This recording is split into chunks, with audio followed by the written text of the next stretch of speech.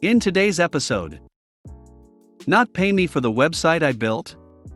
Say goodbye to your business, house, and reputation. My hag of a stepmom gave away my PlayStation 4 while I was away in college. So I rent out her house while she was on her honeymoon with her newest husband.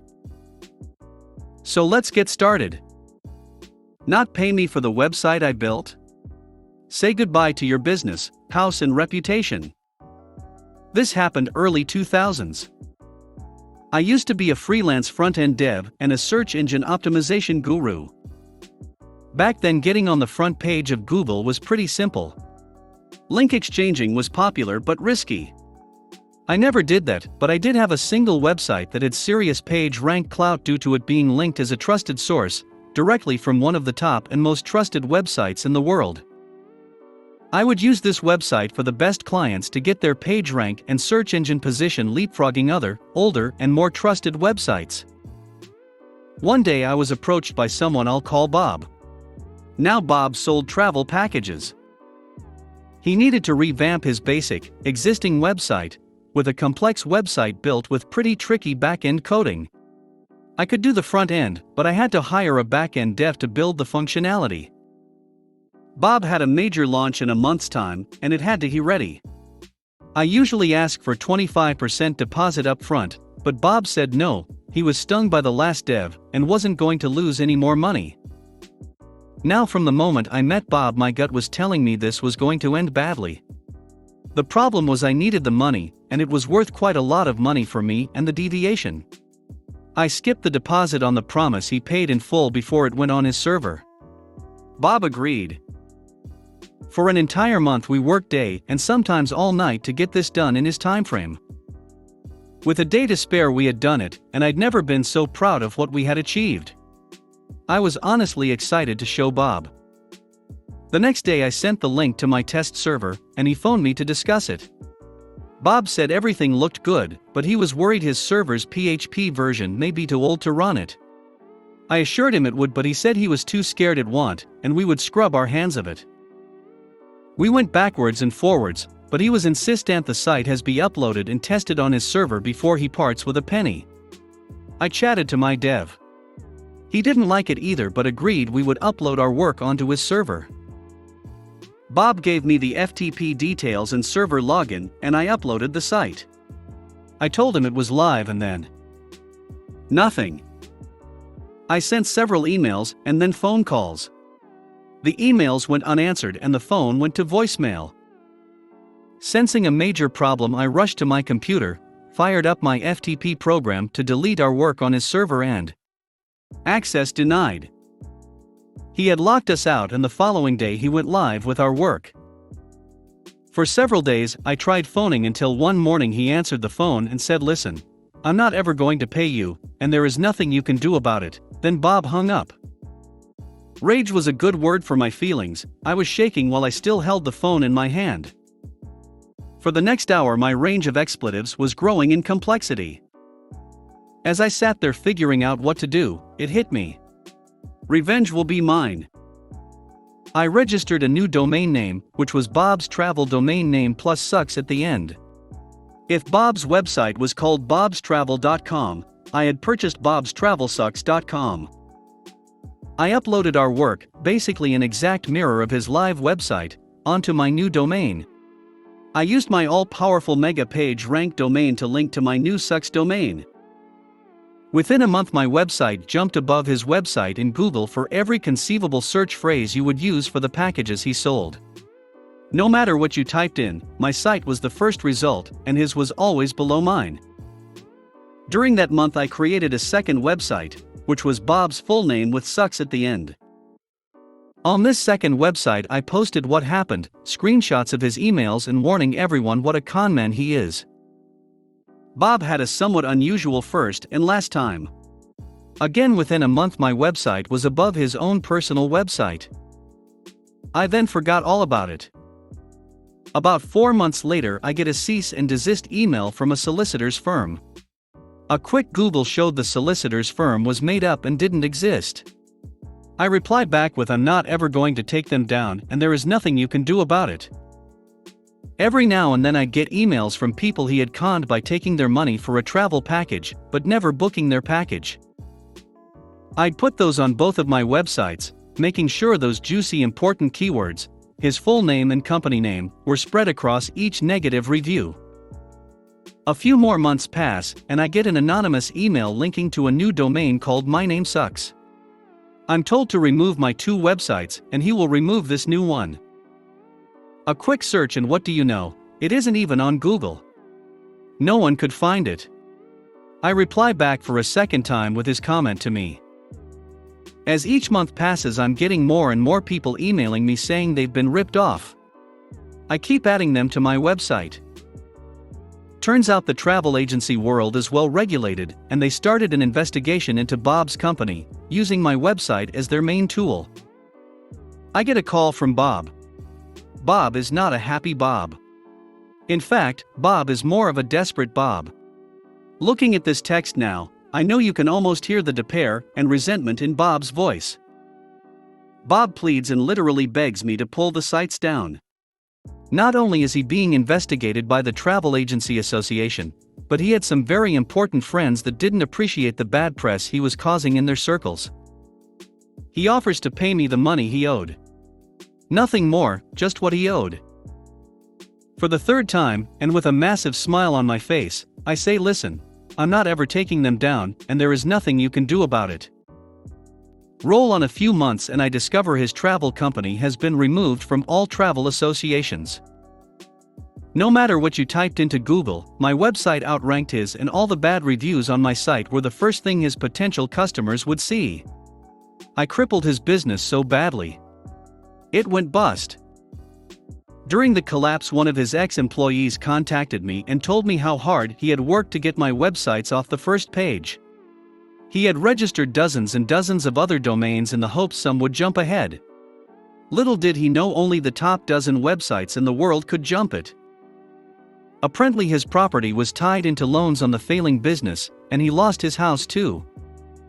It took me just about a year to turn his business from a cash cow to a dead cow. Motto of the story: if you ever think to mess with a dev, don't. My hag of a stepmom gave away my PlayStation 4 while I was away in college. So I rent out her house while she was on her honeymoon with her newest husband. I have been reading lots of Reddit lately, especially entitled Parents, but made a new account when I came across this page. I never thought I'd actually try to contribute something. Until now, Reddit has just been my guilty morning coffee read. So here goes.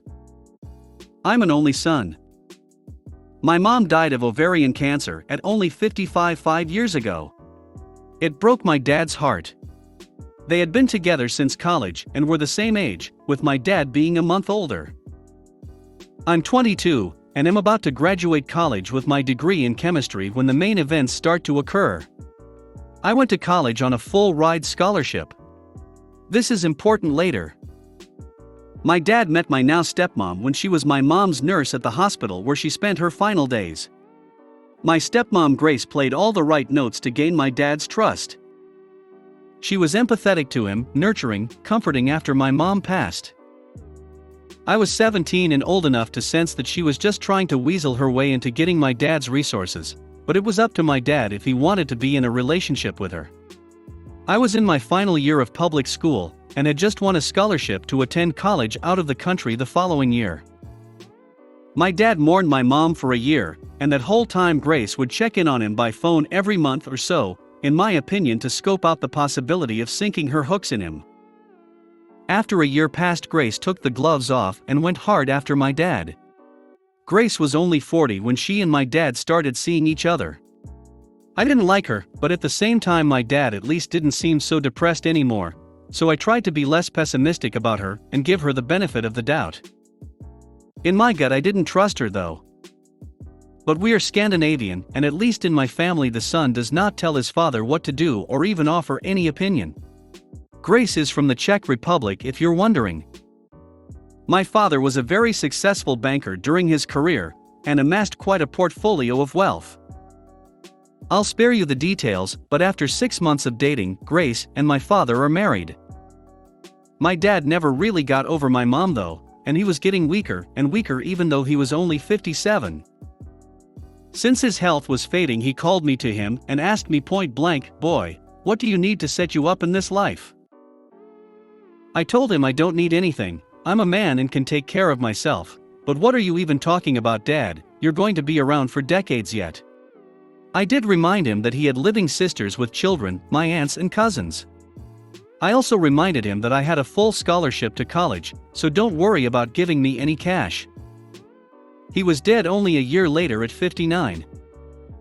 I of course have seen lots of Hollywood movies, so I consider the conspiracy theory that maybe my dad's nurse wife poisoned him and made him sign over all his money to her, but I really honestly do not think that's what happened.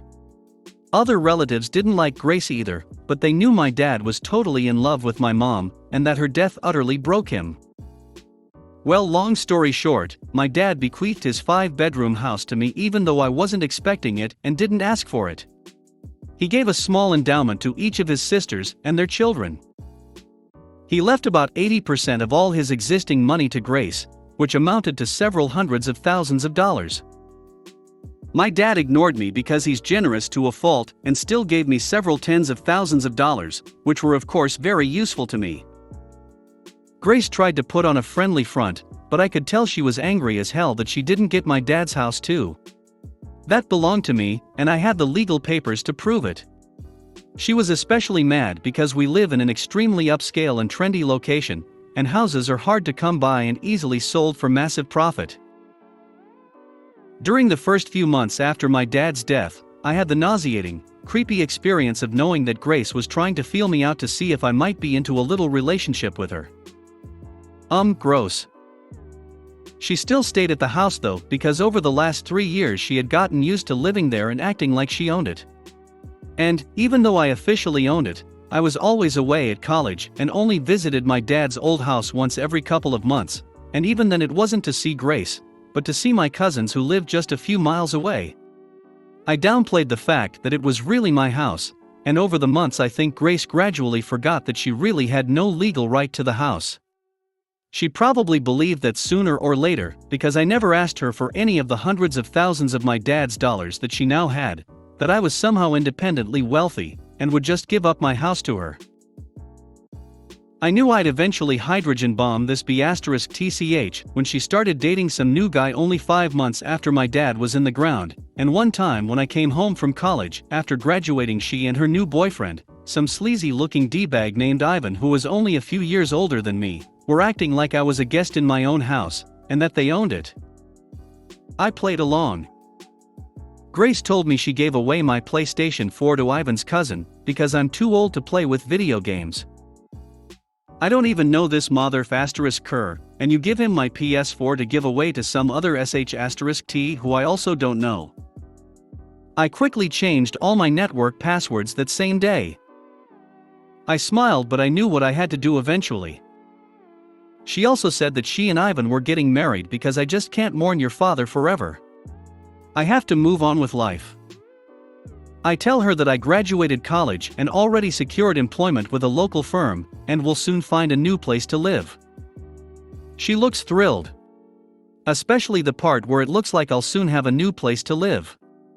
Then in a patronizing way she tells me, "You always have a place in our house though, you are welcome to stay whenever you please."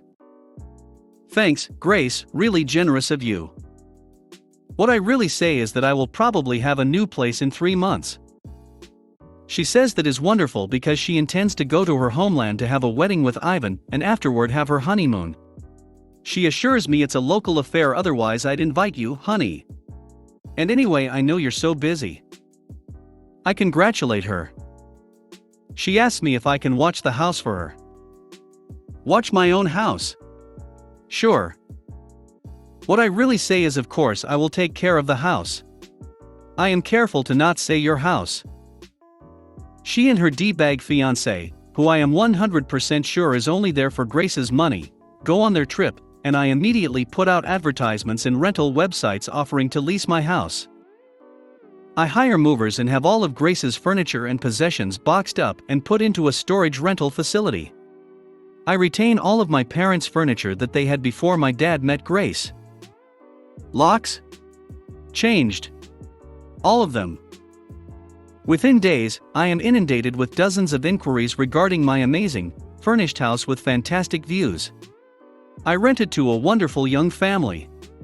A barrister and his schoolteacher wife, and their 2 preteen children. They pay me their first and last month's rent, and sign a lease for a year. I warn them about my crazy stepmom who thinks this is her house, but I present them with contact information to my lawyer, the same lawyer my dad retained, in case they need any assurance that I'm on the level. I also give my lawyer the information about the storage facility, including the fact that I generously paid 4 months of storage in advance, which is a whole month longer than Grace's Czech honeymoon adventure. I then found a great apartment in the city near my new place of work. There I met a woman in a restaurant I frequent at night after a long workday. We have been dating 6 months now, and are engaged to be married. Grace of course tried to shriek and cause trouble when she realized she got kicked out of my house, but my lawyer quickly shut her mouth without my having to ever speak to her garbage face again. From what I hear, her and her trash husband left the country, and I assume they're blowing through my dad's money, and will soon be broke like chavs usually become when they taste a little bit of what they think is the good life. So maybe Grace will go and try to exploit some other lonely man into giving her his money. Speaking of money, the house that I rent out is generating so much money that I not only am able to help pay for my cousin's college, but I moved into a larger apartment of my own, together with my fiancée. I love my job, but really, I could survive solely on renting my dad's old house. And to think, if Grace had only been cooler and nicer, I might have let her stay at the house, just to be a good sport. And definitely if she stayed the hell out of my room. But no, she had to act all proprietary, so I had to make her homeless as a wedding gift. Postscript. I bought another PS4, even though I didn't even use my old one that much. It didn't matter. It wasn't for Grace to give away. You don't give away other people's things. You give away your own things. Which is why I chose to kick Grace out of my house. Because it's mine, and I decide who stays there. Thanks for watching.